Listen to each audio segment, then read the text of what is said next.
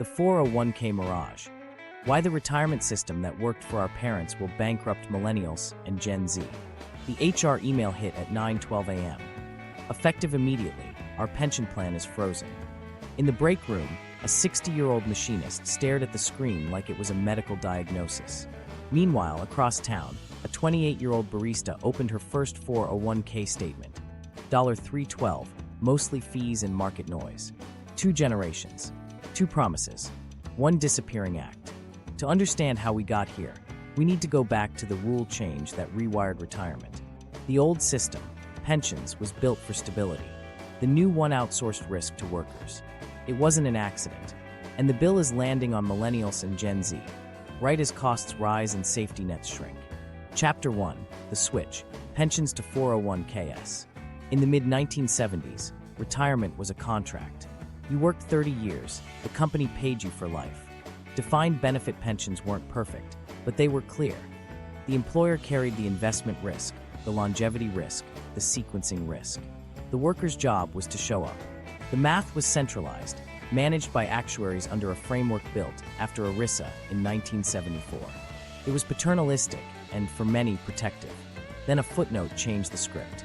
In 1978, the Revenue Act added a new subsection of the tax code, 401k. It wasn't marketed as a revolution. At first, it was a niche tax deferral for bonuses and profit sharing. But in the early 1980s, practitioners started asking a simple question.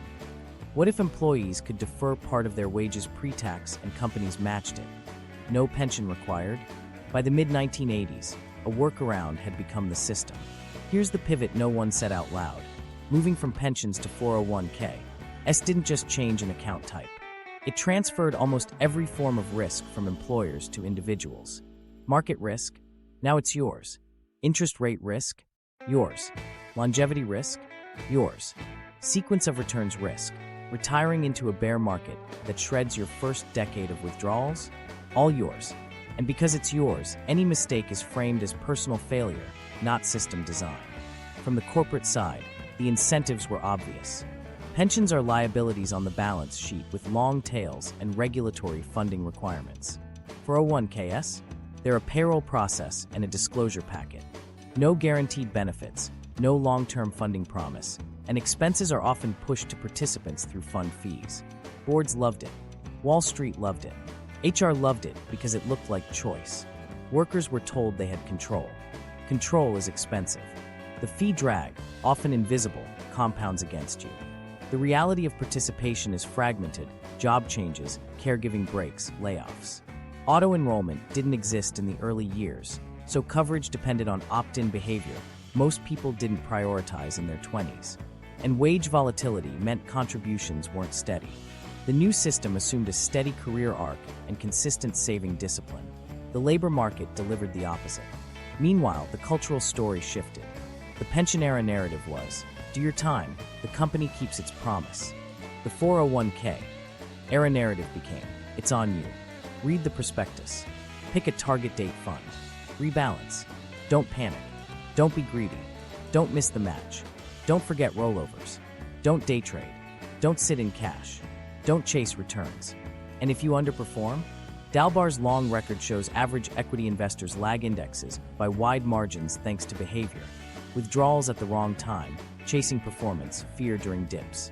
In 2024 alone, equity investors underperformed the S&P 500 by more than 8 percentage points, with net withdrawals during every quarter. In the pension era, behavioral gaps didn't tank retirements. Professionals were the buffer. Now the buffer is gone. There's another wrinkle, coverage.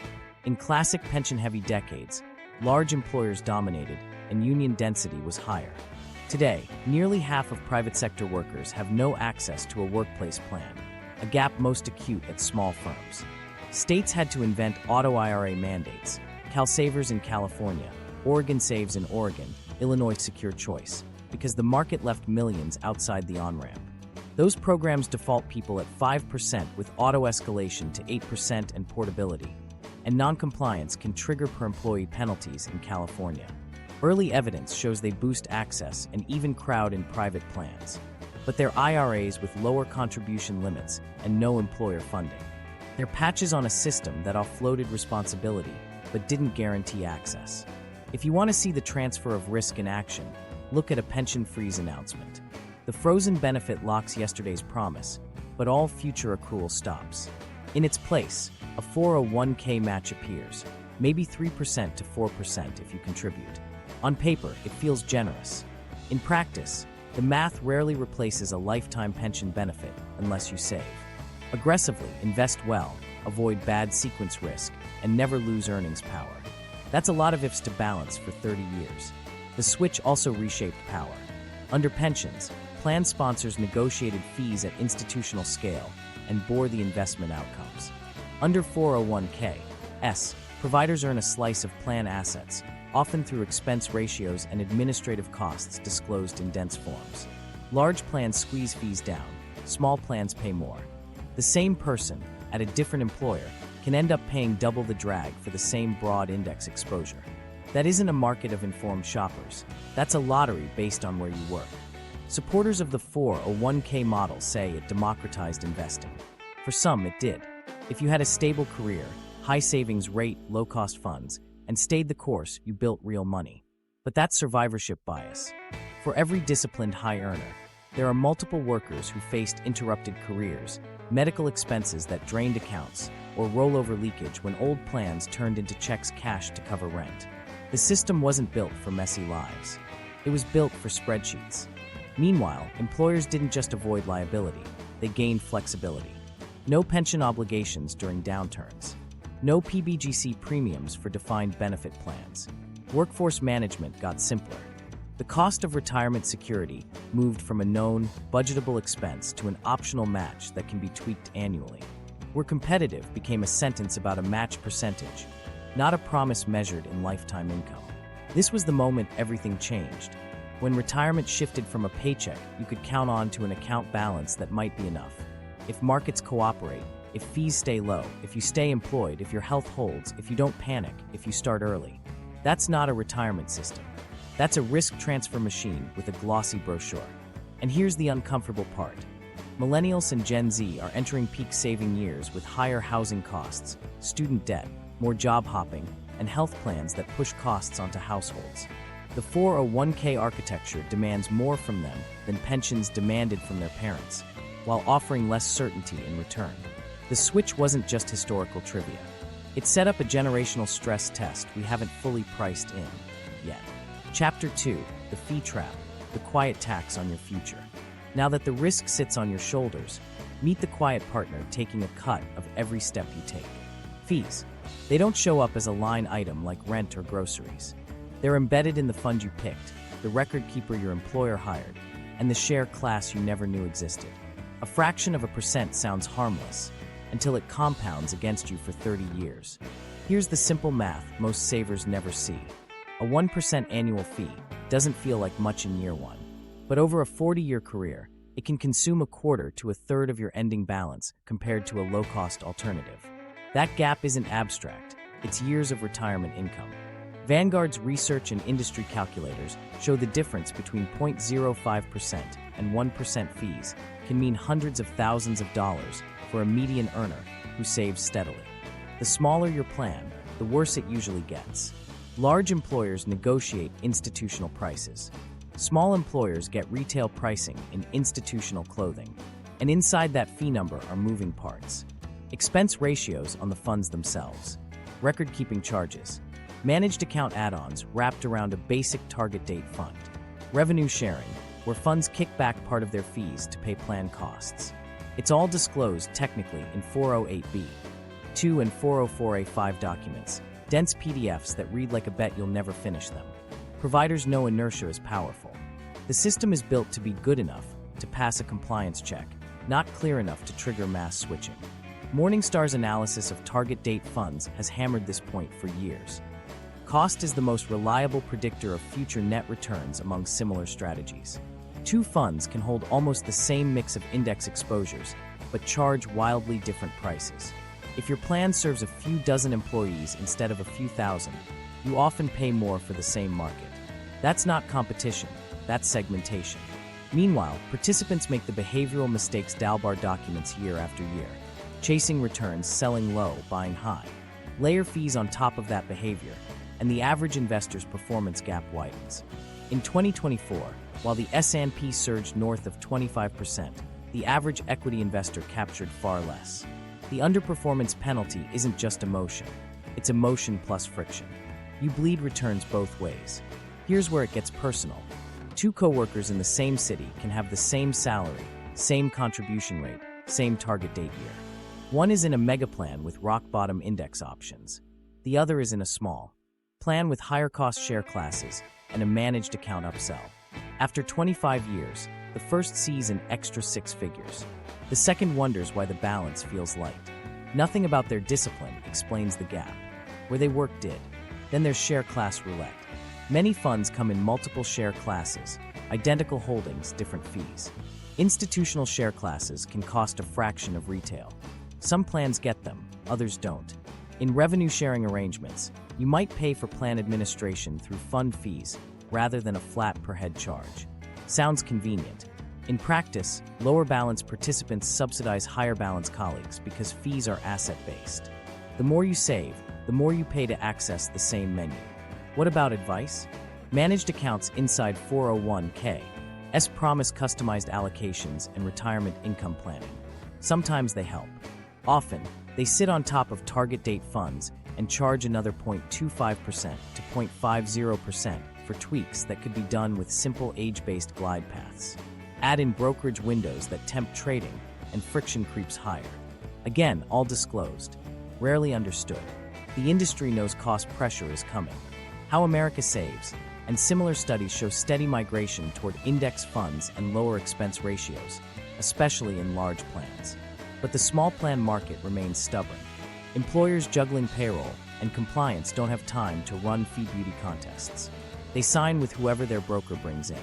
The broker gets paid. Employees inherit a menu that looks diversified and modern, with fees that look normal, because no one shows them what cheap actually looks like at scale. And here's a twist. State auto IRAs like Cal Savers and Oregon Saves, built for workers without any plan, often deliver simple, low-touch menus at transparent costs, with defaults at 5% and annual auto escalation. No employer match, lower contribution limits, but a clear line of sight on fees. The irony is sharp. The safety net can be cleaner than some private plans, while the mainstream system still hides fees behind jargon and share classes. Ask yourself a blunt question. If every 401(k) had to display a lifetime fee meter on the front page, estimated dollars you'll pay over your career at current rates, how many participants would accept their default lineup as is? How many employers would push harder on vendors? How many providers would reprice overnight? The quiet tax survives because it's quiet. There's a human moment behind every percentage point. A teacher rolling over a small balance pays a setup fee and loses a month of market time. A warehouse worker picks the fund with the best 3-year return, not seeing the 1.2% expense ratio.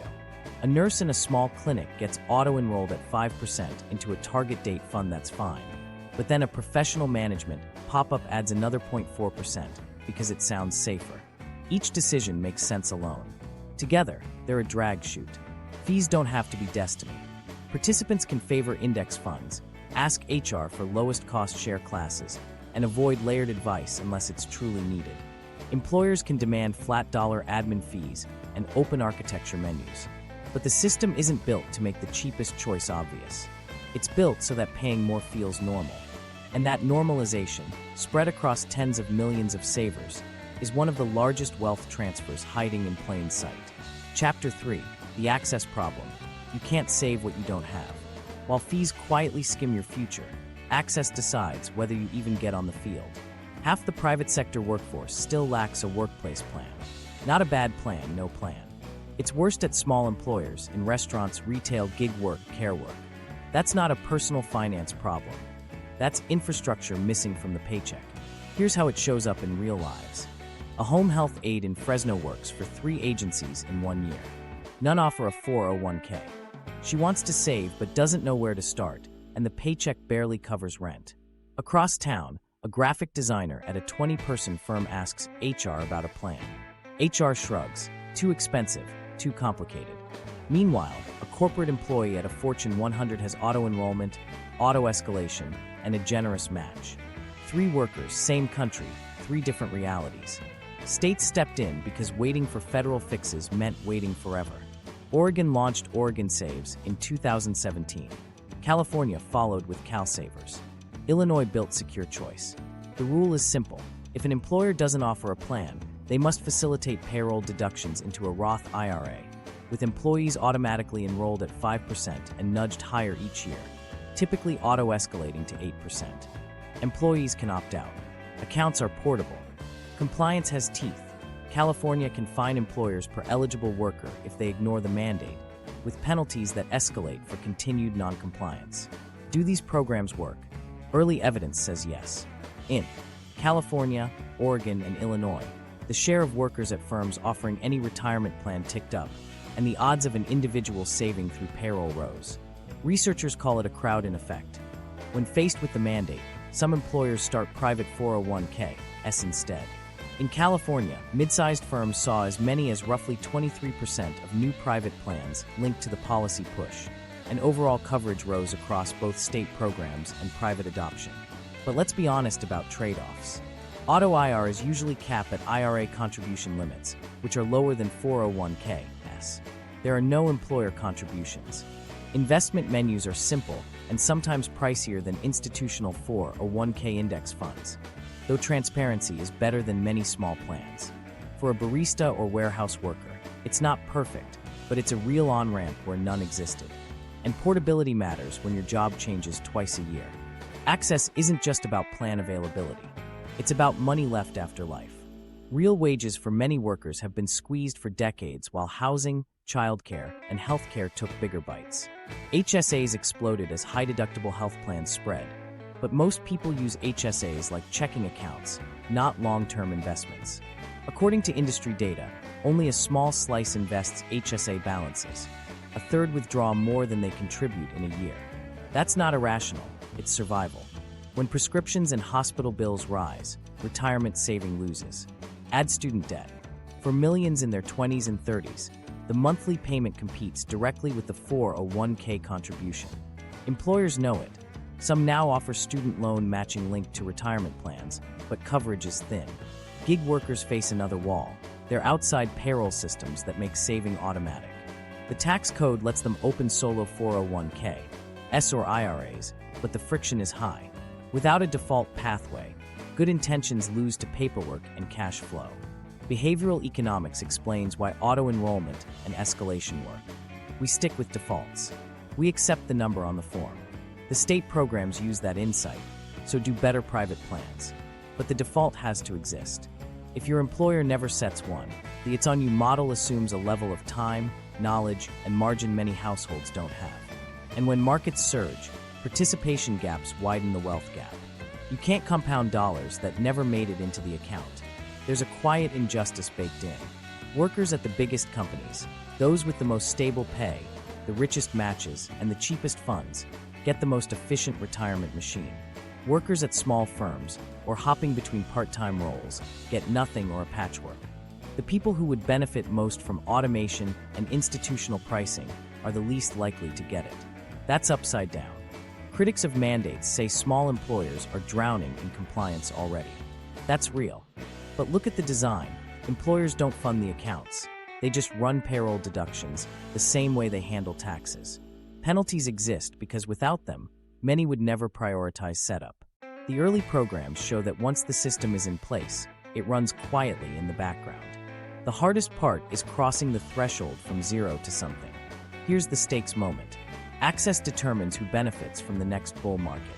Access decides whether compound returns work for you or against you. If we leave it to chance, plan if your boss feels like it, save if you have leftovers, then the retirement gap becomes a pipeline, moving wealth toward those who already have stability. A retirement system that can't guarantee a basic on-ramp isn't a system. It's a sorting machine. And right now, it's sorting people by the randomness of where they work and the cost of being alive.